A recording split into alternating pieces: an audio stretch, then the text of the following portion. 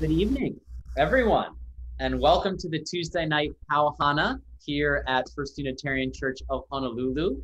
I think most of you probably know me. I'm Reverend TJ. My pronouns are he, him, and his.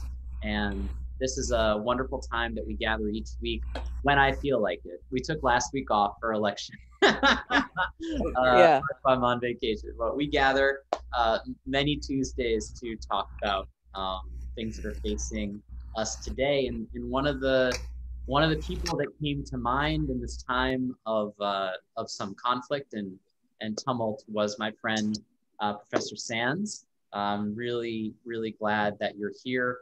Professor Sands wrote this book, America's Religious Wars: The Embattled Heart of Our Public Life. So I thought it was um, having an expert in a lot of the stuff some of us are feeling lately would be really fun and or terrifying. Those are the only two options. but but Professor Sands, welcome. Can I call you? Should I Thank you. call you Professor Sands? No, just call me Kath. All right. Everybody calls me Kath, including my students. So All right. Well then, Kath, I wasn't sure in this. sure. Kath, welcome. Do you want to say something about what you do and where you are? Hi, everybody. Thank you so much for having me. It's really great to be with you guys. I really love UUs and I feel so at home with you. So thank you. I love being here. So I'm a professor and the chair of graduate studies in the Department of American Studies at the University of Hawaii. I actually was trained as a theologian, so TJ and I have covered trod some of the same paths. I think it could be fairly said that I've kind of gone astray theologically, but then so have most UUs, right? Welcome home. That's why you're here. And I became very interested in questions of religion in public life. And I wanted to sort out this question: what are Americans fighting about when we fight about religion? And to try to illuminate that. And what I concluded in this book is that it really matters who's doing the fighting. So you have to look at who the people are, who the groups are, and where they stand, where they're positioned in relationship to each other. And then the second question is, what are their interests? What do they need? Everything from needing money to needing schooling to needing dignity, the whole gamut of things. And then the third question is, what are the principles at stake? What are the principles that we might possibly share to adjudicate these conflicts? So I looked at that in the case of a number of conflicts over an historical span. And that's the book that I made. I'm now getting sort of winding up to write a short follow-up book called, I think, called The Trouble with Religious Freedom, which is a very, we think should be a good thing, but we know is now brings a lot of controversial things, to say the least, about in the society. So that's who I am. That's what I'm doing. And I see my conversation with folks like you as just enriching my understanding and helping me move forward. So thank you for having me here. Thanks so much, Kath. It's really Sure. good to hear that. Sure. And just a few words. If folks have questions, one of the best ways to do this is to just send them to me privately. It helps me kind of move the conversation more organically. And everyone will vouch that I really do try to get every question answered, but I can position them in the conversation better that way. And to please be aware of your microphones. If you need to mute them and you don't remember, I will help you remember by muting you. But yeah, that's how we go. Well, I'm always interested in, why this? Like what? So the question they always have for ministers is, okay, you love religion and you love church, but why do you have to be a minister? So my question for you is, so you love religion, so you study theology, so why do you have to teach it? Why is that your call? Or did you have I didn't see that coming, TJ. Okay. Yeah. I think I'm who was it who first said seek first to understand, seek first to understand. And that is sort of the guiding premise of my life. And in studying religion, to me, there's no things more important. I mean, how many people get to directly study the question of what life means and how we should live it at the most sort of basic, organic and human level? So that's why I am studying it. Then the second reason why I'm studying it is that within our public life, where I would have hoped that religion would help people think collectively about these very things, it doesn't do that. It does something much more painful and divisive. And why I teach it, honestly, is that I think a long time ago, maybe even when I was in 5th grade, I think it was when I was in 5th grade, I realized that I could help people understand stuff. You know, TJ, there was a very definite moment when I decided to become a teacher. I was in 5th grade, and my teacher, Mrs. Dillon, was trying so hard to help the kids understand something. I have no idea what subject it was in, but I was sitting right in the front. And my head was filled with the thought that you just need to say it differently. You know, you need to put the net where the fish are, you know, you need to, right? And it must have been all over my face, that thought, because she turned to me after a few minutes and she said, "Kathleen, do you think you could explain this to the class?" And I don't remember whether I did that successfully, but I do remember so vividly that experience of having some insight into how you could put something that would make it, that would engage with what people were, how they were really thinking, that you could see the patterns in how they were really thinking, and address that and engage with it like, you know, like gears to make it move. So why teach it? Because I can, I guess. They say those who can do, those who can't teach. But right, but I actually can teach. I've been a teacher for 40 years. Yeah, I've been a teacher for over 40 years. And there's a special joy in teaching that I'm sure some of you out there know, that special joy. But then if actually the thing that you're teaching is things that have to do with living together well and with making meaning of life, I mean, how could one have a more lovely vocation than that? So that's a very thoughtful question, TJ, and one I hadn't thought of. And you brought up some wonderful things in there, in particular, teaching, making meaning of life. I mean, that is sometimes a church purview, sometimes it's a finding one's passion purview, sometimes it's vocational at times. And is that what you see as a religious life? Is that what you see as a public life? Or is making meaning out of life a relationship between the two? Yeah. That's such a great question.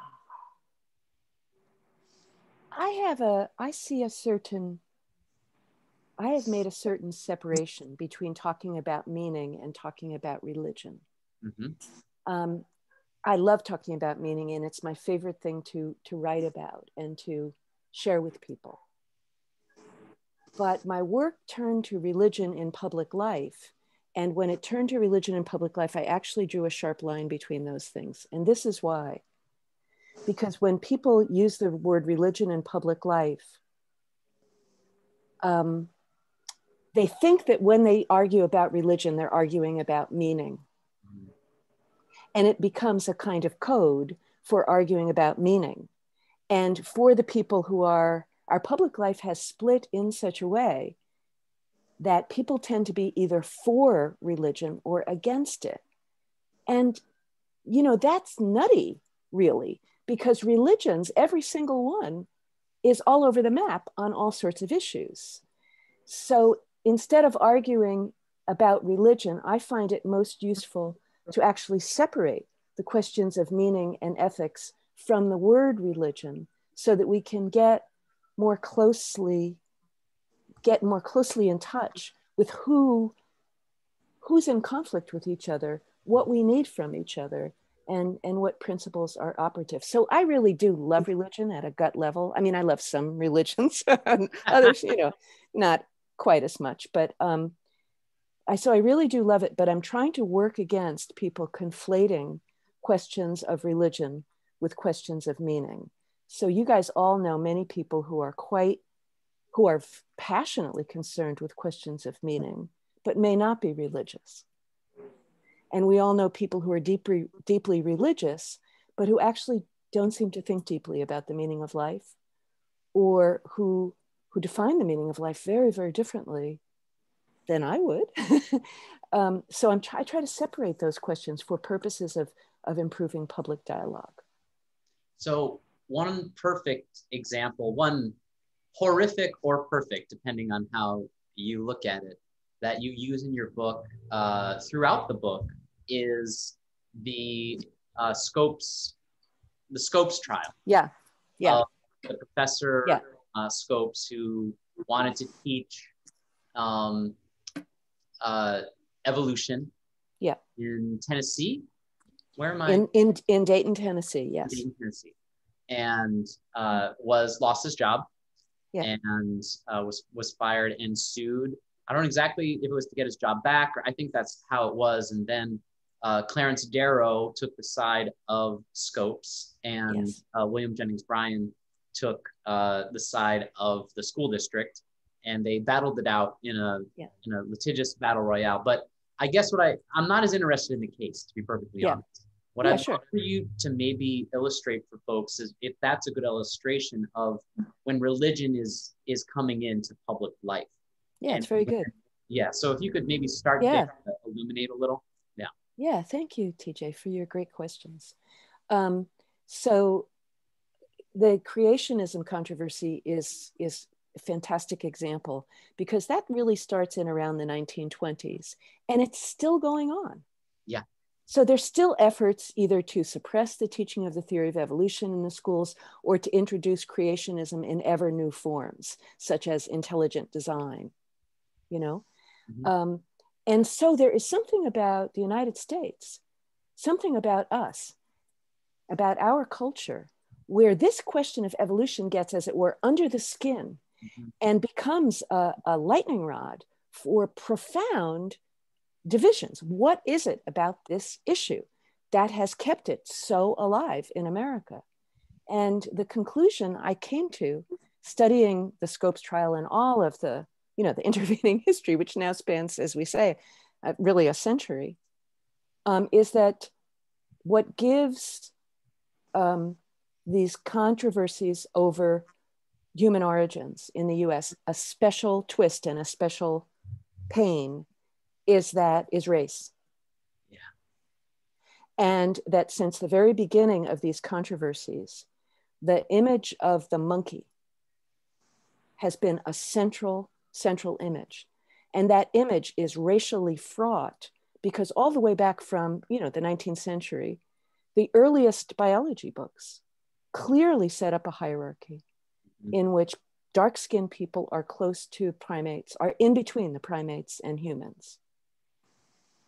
That's very, very clear. And so that image of the monkey, which beginning in the Scopes trial is used sort of in a sort of jocular fashion, it's not funny at all. You notice I didn't use the word. It cuts at me to say it's very, very blank trial. I won't say it. Yeah. And we shouldn't call it, because that put the whole thing in a kind of jocular frame. But what's really going on there was this, I think, that racialization is not just something that white people do to Black and brown people, although we certainly do. It's also something that we do to each other. Racialization is used to demean within the hierarchy among whites, to demean other whites. So for instance, my forebears, the Irish who emigrated to the US, TJ, you and me, in the mid 19th century, early 20th century, we were regularly depicted as monkeys. The same thing was done to representations of Chinese people. Obviously, this is not because there's any resemblance between those racial groups. and primates. And we were all humans. We all resemble each other, just in different colors and, with other little differences. But what it is about is the deprivation of other people of fundamental dignity by associating them with animals. Now, that played on both sides of the evolution controversy. We know that William Jennings Bryan and the creationists were segregationists. Same thing happened in 1968. The school that the 1968 creationism trial happened at was Central High School in Little Rock. It was the very same school that the Little Rock Nine had tried to integrate in 1959. Yep. 10 years later, that becomes the center of of the next big creationism controversy. But when you wind back to the very beginning, you can see that both in 1925 and in the 1960s, the people who support creationists are segregationists. There's no doubt about it. And William Jennings Bryan, although he see himself as part of the KKK, they sure saw him as a part of them. But it's important to remember that this cuts both ways. That actually Darrow and evolutionists since then, although Darrow himself was clearly not a deliberate racist in any way. And he, insofar as he was deliberate, he tried very hard to correct some racial injustice. But 6 of Clarence Darrow's scientific witnesses were eugenicists who absolutely used the theory of evolution to think in terms of more civilized and less civilized people, and believed that social policy should encourage the procreation of the higher civilizations, meaning white, and discourage the so-called lower civilizations and disabled people and so forth. So race plays on both sides of this. It isn't just the creationist folks who participate in it.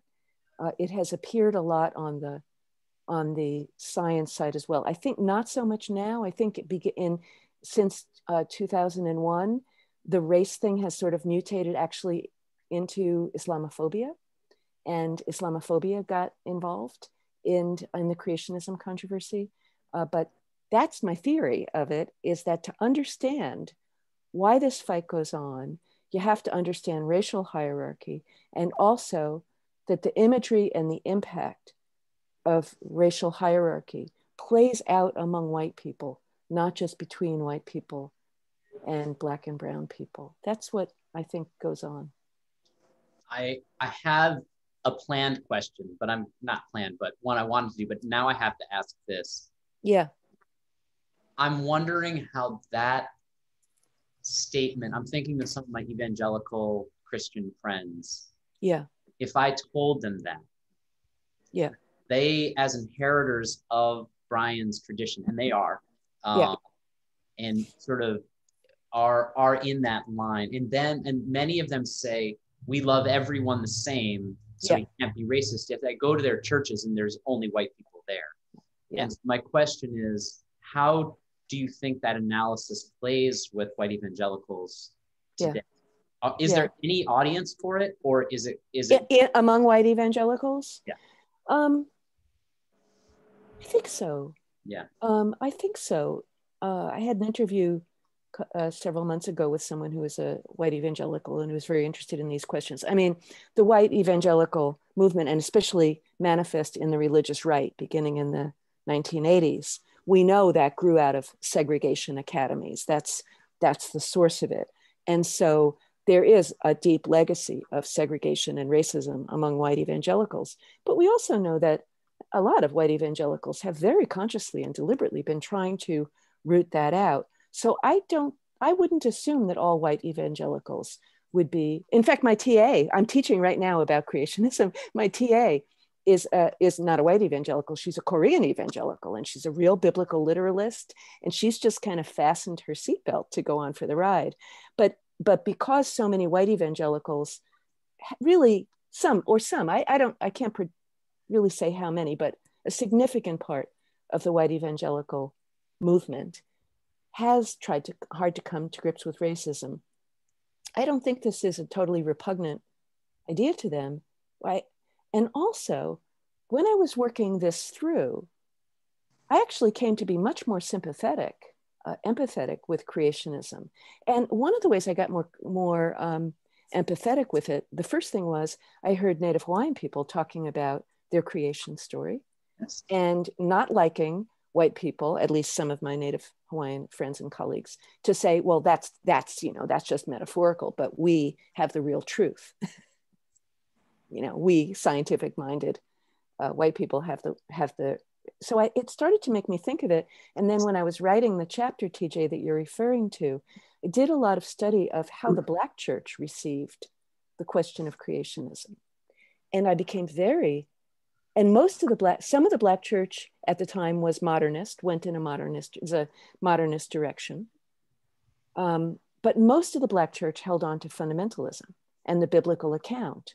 Why? Because it was very, very, very important. First of all, because naturally Black folk had a lot more investment in holding on to the Bible, the way they read it, not the way white people read it, but the way they as something that had really held the community together. Yeah. So were they going to believe some white scientists who they had no relationship with, writing fancy books that Black kids didn't even get to read them because they didn't even get to be in school? Or were they going to stick with the Bible? And you can really see why so many of them would have done that. And I think of it actually as what I've come to call a kind of intellectual resistance. That there's a famous sermon you guys may know by John Jasper, delivered first in 1879. So it's before the Scopes trial, but it was repeated. It was so famous that it was repeated thousands of times afterwards. And he was a former slave. He didn't know how to write until he read the Bible. He used the Bible to teach himself to preach, to teach himself to read.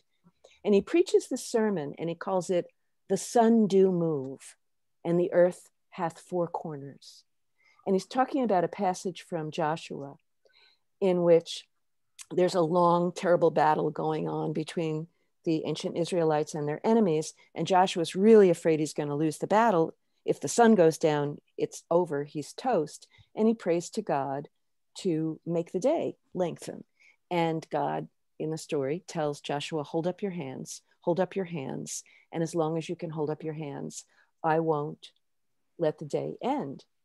And the story is that people help Joshua hold up his hands. And indeed, the day goes on and on and on and on. And the Israelites win the battle. Well, when John Jasper is preaching about this in 1879, not long at all after emancipation, and having himself be enslaved, he's aware that he calls them the philosophers. He means, educated folk are now saying that you shouldn't read the Bible literally, that you shouldn't believe this stuff. And he's telling his congregation, don't believe that. Don't believe what they say. We know this is true. The sun do move because that's how it could be made to stay still in the sky. And the earth does have four corners because we read it in the book of Revelation. He's saying, hang on to the Bible.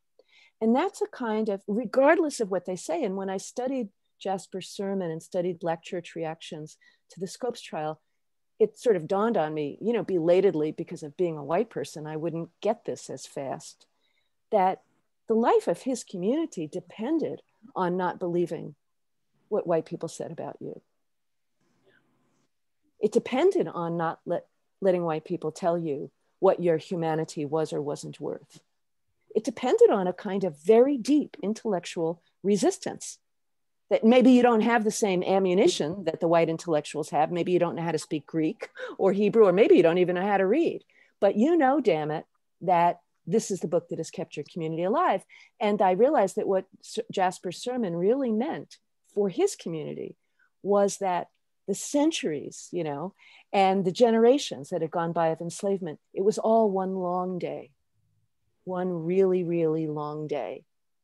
And at the end of the day, God would give you victory, And then I saw, right, the story of Genesis means many different things to different people. And you have to know what it is doing and for whom it's doing it to understand the controversy.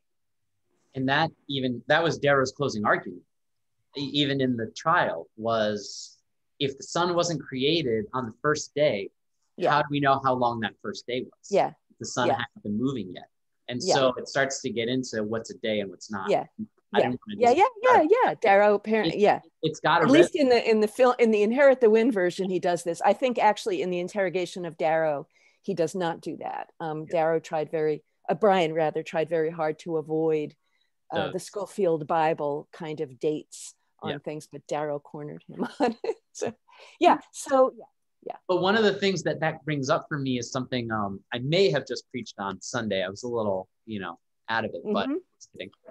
Is the relationship between freedom and liberty.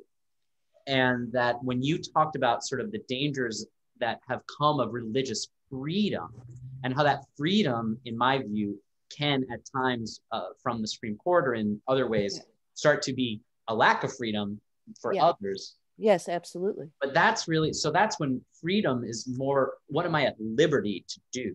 Like, how am I exercising my liberty to over others or things like that? And so I'm wondering if you could say something about, so I was just going to say in the Black church tradition, my experience is that the liberation that comes from the texts of the Bible is part of what gaining freedom of one's soul is for. So it's like this liberation and the freedom is that relationship there. I have more to say about that, but I just wanted to sort of get your take on religious freedom, but also what are we talking about with liberty? Or I think there's probably, people often use those words interchangeably, and I'm never completely sure what people mean by them. In a legal context, they have particular, as you know, TJ, that liberty tends to mean as against, that you have a liberty as against government intruding on it. But I think the point you're getting at is that liberation in the biblical sense, as used by communities really needing liberation, like the Black church, liberty wasn't about being separate from other folks so that you could do whatever the heck you wanted.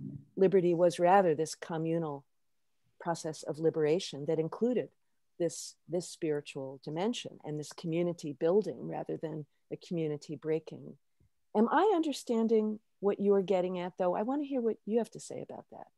Well, I think so. From the Unitarian Universalist viewpoint, there is this sense of, well, you can believe whatever you want, which sounds like religious freedom, but each person has to consider how they are using that freedom. How are they using like whatever liberty they have, to maybe impact other people's lives. Sure. I'm at liberty to this, or how to help other people's lives. Take liberty to stand in and say, this is not okay, and I see more that as the action and freedom as a state of what is available or being. Liberty. And so that was that's very interesting. That's very interesting. To me, an important or a helpful thing to remember is that just a different way, I think TJ of getting at the same, I was thinking of CJ Richardson, of getting at the same point that you're making, is that freedom is a great value, but it's not the only value at all. It's just not the only value. There's also the common good, there's equality, there's a distributive justice, there's human dignity, there's non-coercion. These are all, to me, those are six that I like to refer to. Those are kind of tensive values. In other words, they're each precious, but they pull in different directions. And it's a life project to try to knit them together in some way, So I think one of the problems with the rhetoric of religious freedom or liberty today, it's usually called religious freedom, is that it is being separated from other constitutional and extra constitutional values that are critical. It is just not the only value.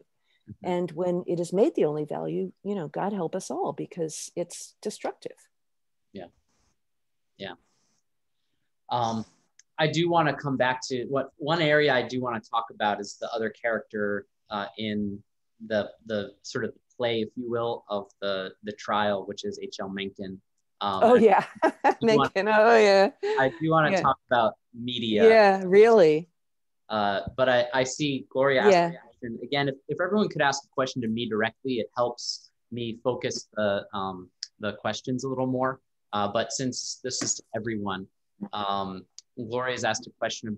Since you had talked about racial hierarchy and how that was working, she's asking a question about the expansion from that original teaching of the first missionaries into the economic and educational institutions.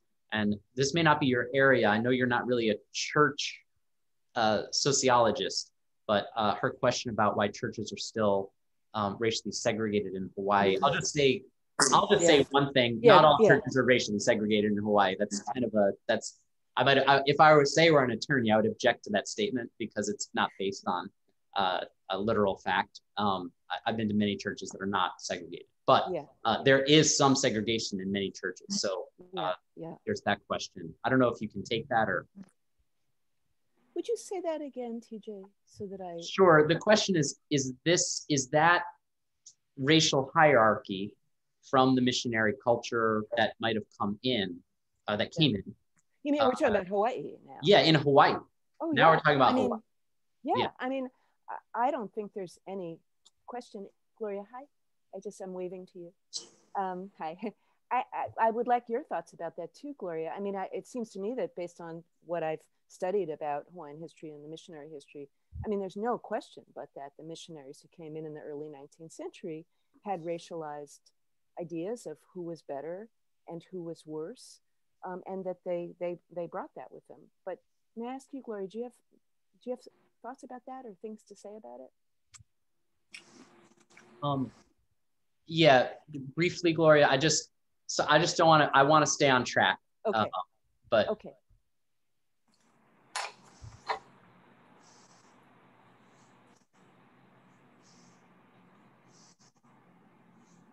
I'm asking to unmute. Are you getting a message to unmute, Gloria? There we go. Yeah, there you are. Okay, yeah.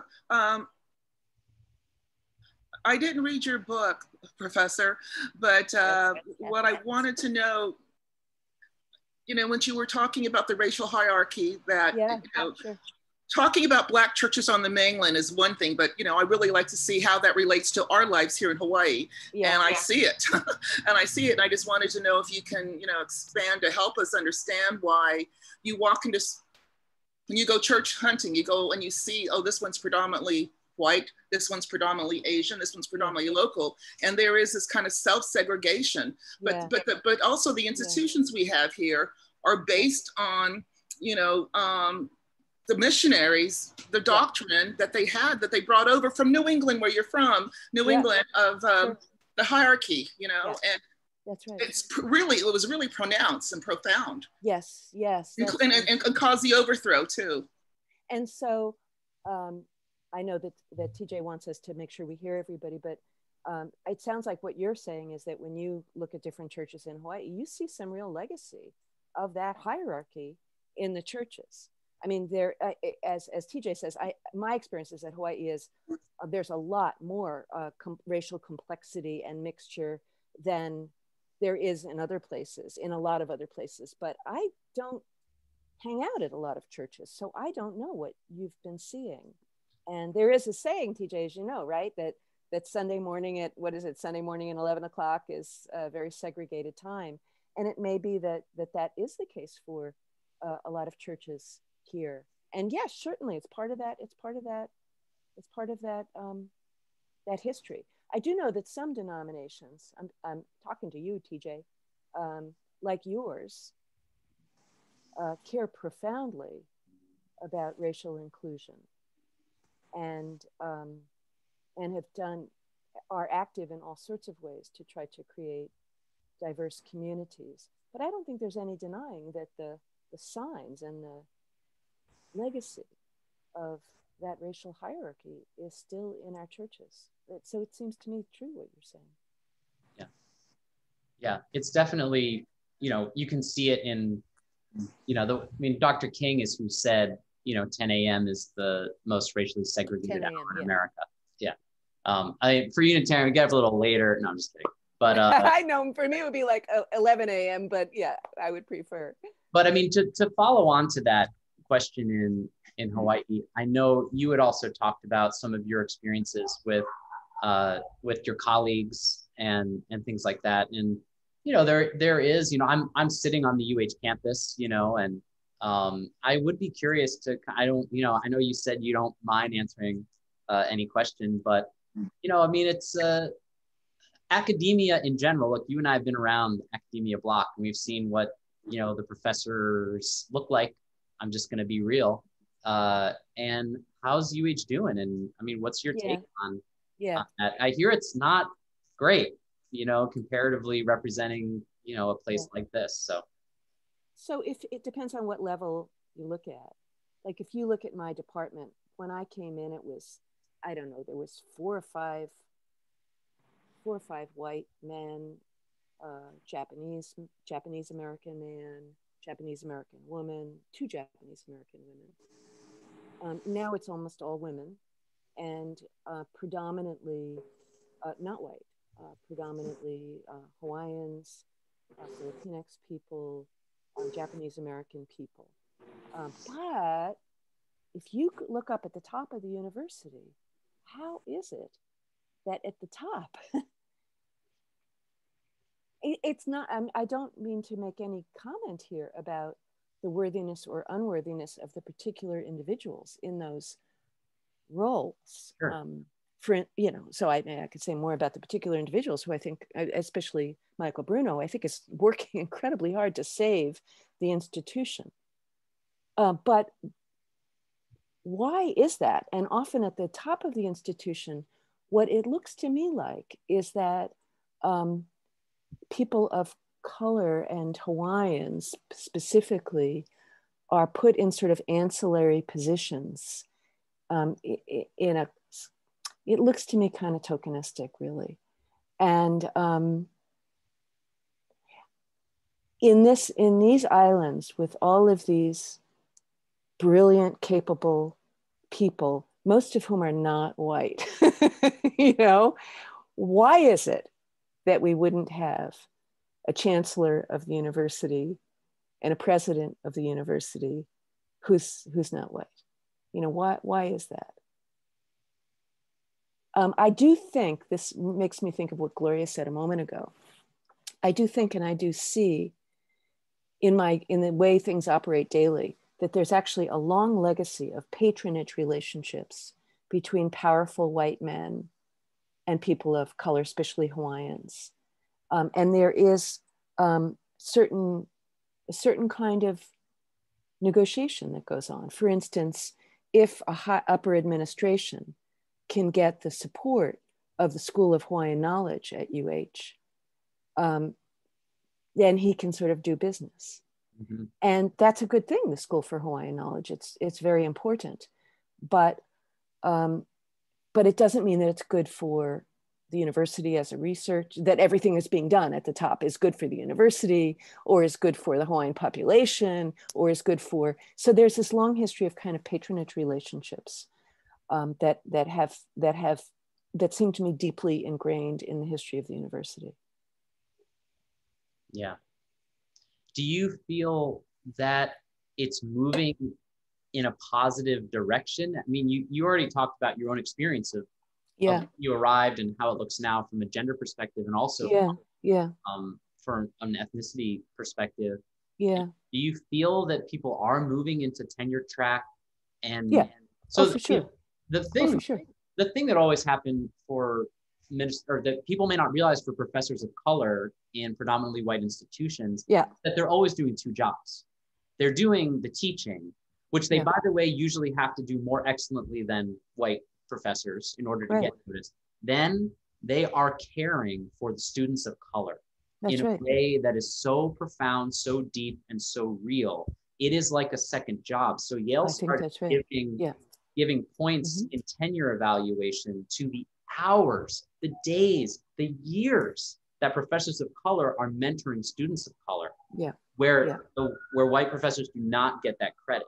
And so in the tenure evaluations, I just found that shocking because I would have thought of it, but that must be a huge part of what professors of color are doing in Hawaii too. Sure. I definitely see that in my department, where the professors of color are so important to Pacific Island students, to Hawaiian students, to Filipino students. In my department, just in the past year, year and a half, 3 women of color have been tenured in my, one has been promoted to full professor, and one has been tenured, and one I think is in the process of being tenured. I don't know them, but I always want to congratulate anyone whenever that actually happens. So I've just no, it's a tough process, and I think you're quite right that there's. I mean, one example in my department would be Brandy Nalani McDougall, who's teaches Indigenous studies and is a wonderful poet, and just so many students want her mentoring and her assistance. And she does it beautifully, but it's such a burden on her, and there are actually a lot of other people who can work with these students, but it just means so much for them to have Brandy mentor them that I can really see. That's just one case. There are others, but I can see the burden on them. There also is, I have to say, a real gender imbalance in that it's not just race. I mean, I saw that in my department where, just for example, let me just give you one example. So there's only a few men in our department left. The others have fled or retired or whatever. But just a few days ago, one of our students confided in one of us, and then said others could be told, that her family is in a complete COVID crisis. Her mom's on a ventilator. She has a disabled relative at home, as well as a few children, 6 people at home who need to be fed. And so the colleague who learned this had permission to reach out to the whole faculty and say, what can we do? And within, 24 hours, we have a sign-up sheet of over the next 3 weeks of people bringing dinner to them in Kaneohe. So individuals are making dinners and bringing them up to serve 6 people. And that happened like instantly. People signed up, but no men. No, I'm sorry. One man did sign up, but he's a man actually in a more, I'm sorry? Was he gay? Was he gay? No, TJ, but which wouldn't, I know what you're saying and I'm with you. But he actually is a man in a less powerful position. He's an instructor rather than a tenured professor. Needless to say, he's a dear person. But it's very striking that the women moved into those nurturing roles. Like, we will cook something and we will put it in a pot and drive it up there and leave it on their doorstep. The men didn't respond, apart from my one colleague that I mentioned, other than one who after a couple of days said, well, can't we just buy them an Uber, whatever it's called, Uber Eats thing? And of course you can do that too, but it's a very different approach to caring than, I'll make them my best, chicken dish or my best soy dish or whatever it might be and bring it up there. It's very different. So there's a gender part here too. Yeah. We always wonder when we're going to get into the nitty gritty of what's going on in people's lives. So I'm glad. Yes, I'm that's grateful true. that you're sharing, so openly with some of the things that are going on. I do want to move to some other sure. some other areas. I mean, one question that a lot of people had is one that I still grapple with, and I don't know, as an expert on, religion in the public life.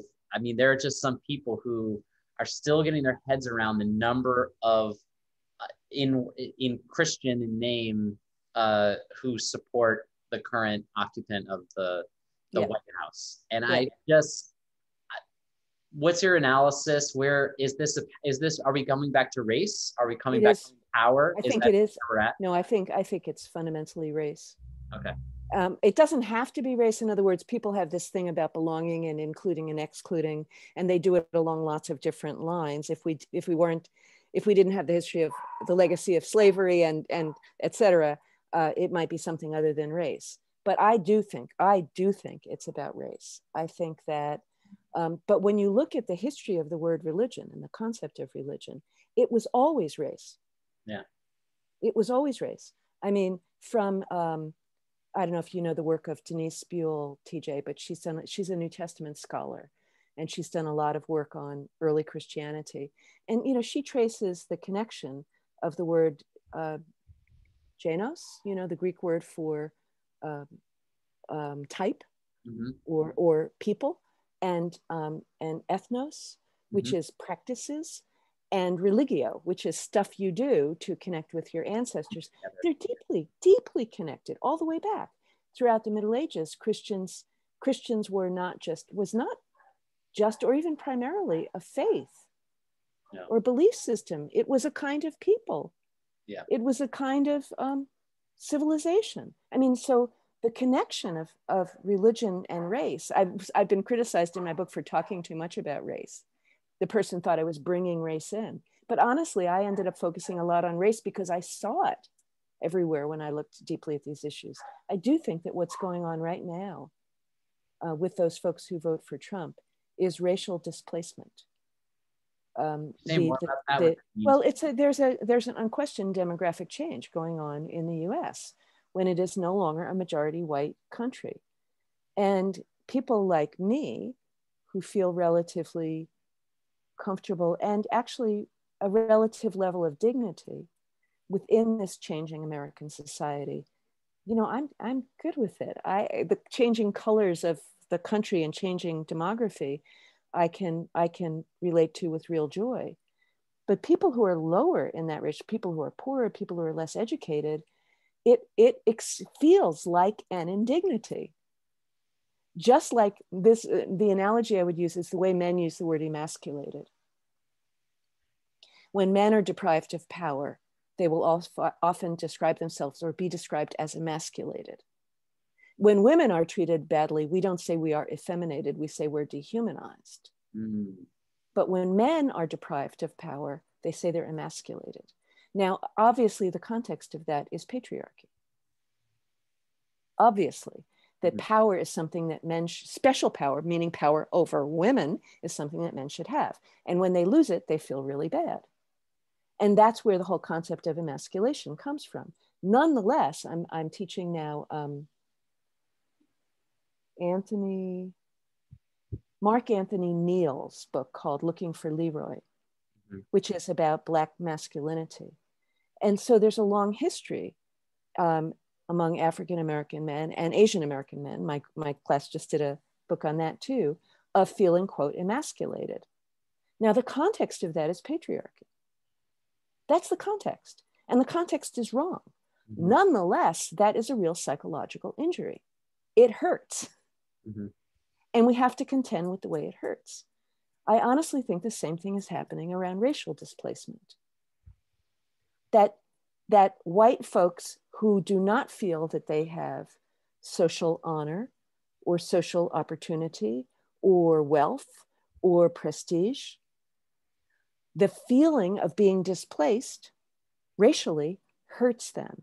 And it's the context in which it hurts them is one of racism and racial hierarchy, but it's real. And I've come to believe that human dignity is something incredibly important to people. It's something people will kill for or die for.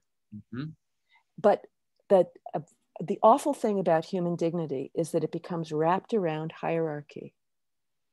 And people experience it as an indignity to be made equal with others. And I think we have to contend with that in some way.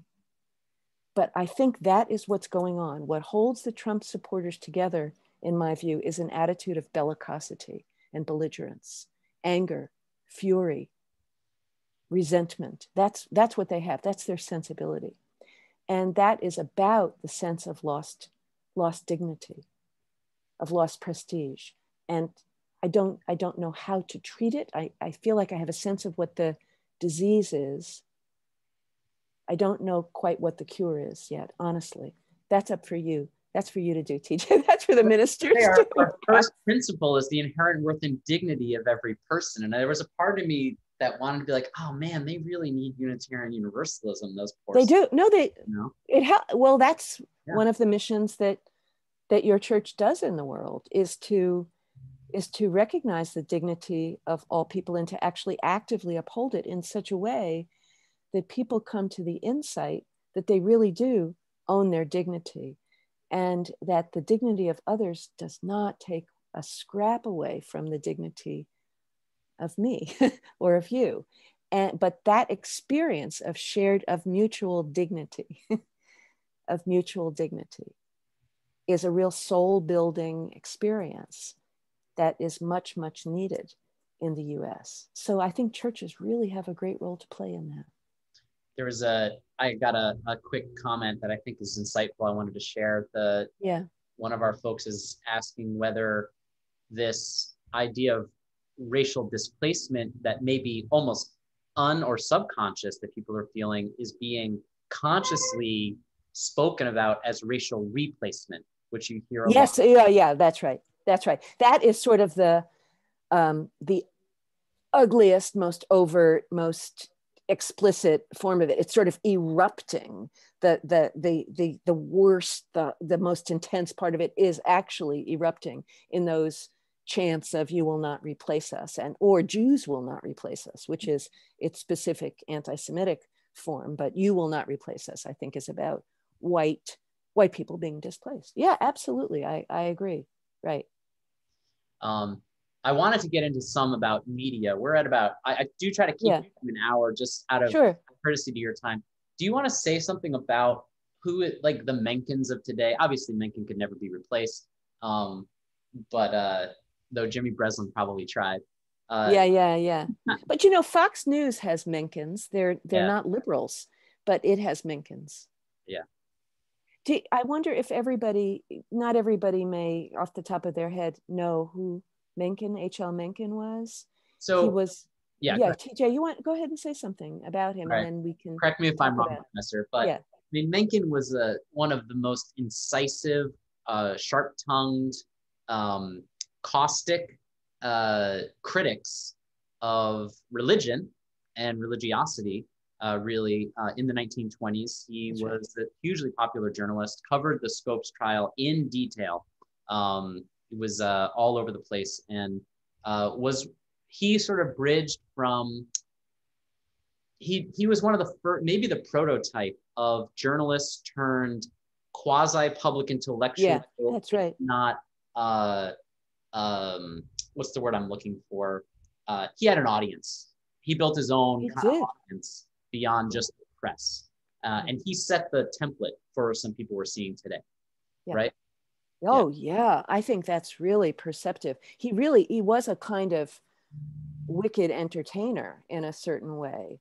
As you say, he was extremely caustic. And of course, he was, as you say, he was a severe critic. But I want also to point to the racism. Yes. In Mencken. Yes. I mean, Mencken was the guy who came up with the name monkey trial.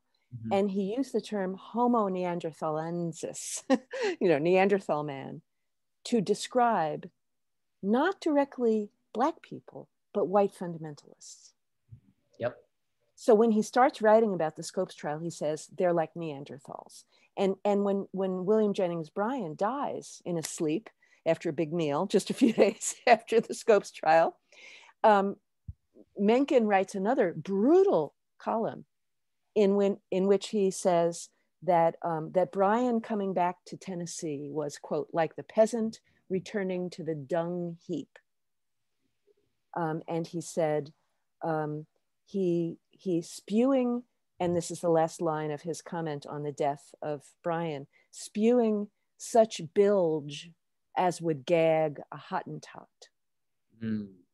Right there. So he's right there. He's connecting white fundamentalists with Neanderthals. So here comes the primate sort of imagery and the monkey imagery and the racialization of that, the implicit racialization. And then it's explicit in the last line. He's saying such things that are so, to Mencken, so crude, so anti-intellectual, so unsophisticated that even, quote, a Hottentot, which was, as you know, a kind of a blanket white racist category for all the people of Africa. And he ends with that line. So there's the racialization right there. It's a white public intellectual dissing white people that he sees as less educated and sophisticated and less open to science and to modernism. He's dissing them by racializing them. It's exactly what he's doing. Yeah. So, you know, he's the forebear, TJ, as you say, very insightfully, he's the forebear of that kind of journalist pundit. But we see a reflection of his cruelty, I want to say, in political, you know, turn on Fox News and watch Laura Ingraham. Yep. And for instance, and you see the same kind of meanness and cruelty. It's not about understanding. It's not about illuminating. It's not about making connections. It's about hurting. Yeah. So as much as, you know, I am for the teaching of evolution in schools on the basis partly of equality, right? Kids who don't get taught the theory of evolution are getting an unequal education. Yeah. They're not prepared. Theory of evolution is about like the antibiotics, you know, that's creation of antibiotics, and a vaccines is about using evolution in quick time, you know. So I'm for that. But I think we have to see the emotional intensity of these conflicts has to do with people causing each other pain. Yeah. And we have to see that the pain causing, the people are acting so badly and with such ugliness and cruelty, there's pain going on, and the infliction of pain. And I think we have to understand that and address it in some way. I'm sorry, that was perhaps a longer answer than you wanted. No, it was perfect. And it leads to one of my favorite passages that I'm going to read. You might recognize it. Yeah, come on. That America is morally unmoored is no news to the many victims of our history. They know that troubles like those recounted here do indeed go to the heart of the existing order. Life at sea can be good for the heart, although not always by the reduction of stress, for we must live at close quarters with these tense disagreements, yet cooperate greatly to get anywhere. Let us hope we rise to the effort. That's the closing of Kat's book. And you've touched on many of those themes. Yeah. First, I just want to say the syntax and poetry in, although not always by the reduction of stress, for we must live at close quarters with tense disagreements. I love this. Yet cooperate greatly to get anywhere. Yeah. I hope it's yours. I hope it's not your editor's. But I just find no. It's strictly mine. In fact, when writing, I mean, writing is very important to me. Very important to me. Like not to have an extra syllable is very important to me. In this writing, you know, almost nothing came in whole to me. Came to me right with its rhythm built into it. But this particular paragraph did. This is the only paragraph in the book that came to me fully formed. Yeah, it moves beautifully. So from a style perspective, now I might just leave us with your thoughts about that hope. Yeah. Or because I read hope in there. I think it's. I do too. Yeah. Yeah. And so can you say something about where you're drawing hope today for that great project, that great undertaking? Yeah. You know, you probably read, some of you have read along the way, the great German liberation theologian Dorothea Zola. And Zola said, it may just be a saying that I didn't know, except when I read it in her work. She said, your hope is where your feet are. Mm-hmm. Your hope is where your feet are. And I do think that's really true. She said, walk and you will learn how to walk. And I think that's really true, that our hope is the very act of effort, of doing something, of moving ahead is an act of hope. And we live in hope, you know, we live in hope all the time. I don't believe in faith, as I've said to you. I don't have faith usually the way people usually mean it, but I do have hope. I do have hope. And I think it's worthwhile to remember that hope is not just a feeling. Hope is a virtue. It's a virtue.